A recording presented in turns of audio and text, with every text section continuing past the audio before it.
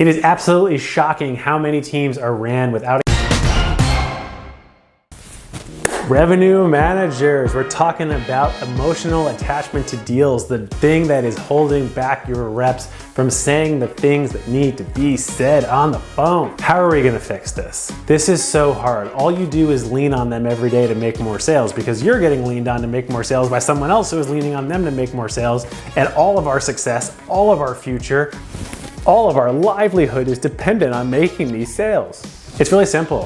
When you're doing ride-alongs or when you're doing recorded call reviews, that you point out to the rep that they are engaging in what I call the seesaw effect. Every time the prospect goes here, well, to counter that, we have to be down here. And when they go back down here, we have to counter that by being here. And we're on this continuous seesaw. And it's very comfortable for really nothing to happen in the middle when we are on two polar opposite sides of the equation. This is going to require a lot more coaching than something like an upfront contract because it's completely dynamic and completely fluid. The first step for you, if you're using a program like a Gong or a Chorus, is to actually go through and search for the objections that reps are getting. Once you notice some sort of a trend, whether it's timing objections, competitive objections, price objections, any objection that you notice that your rep is getting 3 or more times, show them those small snippets. If you're doing a lot of on-site sales, this is just the notes that you're taking. Anytime you notice a trend, make sure you bring it to the rep's attention with real-life evidence. Then you just simply have to help them understand the idea of the seesaw effect. Explain to them,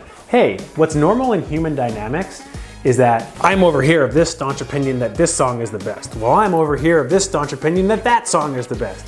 And then we never get to actually have any sort of a conversation or a dialogue.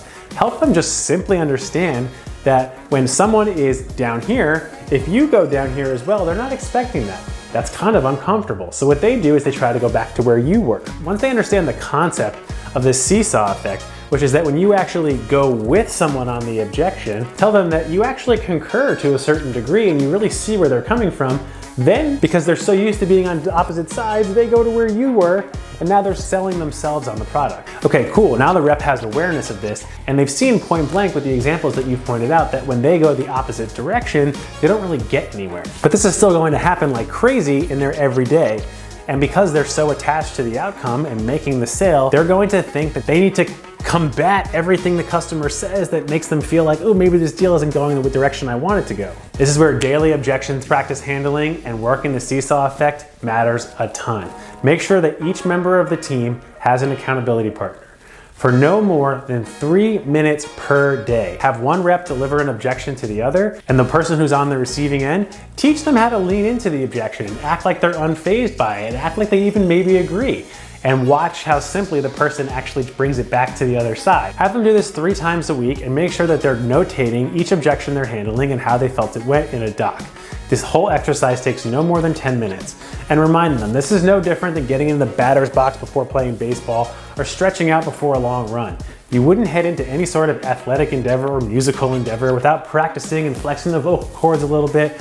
Why on earth would you head out into the field communicating to the world that you're super attached to the outcome and not work on making that a little bit better each and every single day? It is absolutely shocking how many teams are ran without accountability partners or without any sort of objections practice. And instead of just working on the objections as they relate to your business or market and like, hey, what's the coolest thing we could say? All I want them to do is practice the idea of communicating that they're not really attached to the outcome either way. So these objections don't even have to be about your business. If you work in software, they can pretend they're car salespeople for the day and handle objections on that. It's just the idea of trying to learn how to navigate into making the person on the other side feel like, I'm not here to debate you. If you want to solve your problem, I can help you solve it. But if not, that's okay. You'll be shocked at how well your team will start doing and how fast they'll start moving deals through the pipeline. Thanks a lot, revenue leaders, and thank you to your employers for letting you expense a subscription to our Patreon channel, where we're unpacking the videos from our YouTube channel here as often as we possibly can. And just remember, tough times in sales don't last out there for sales managers. Tough sales managers do. Good luck out there today.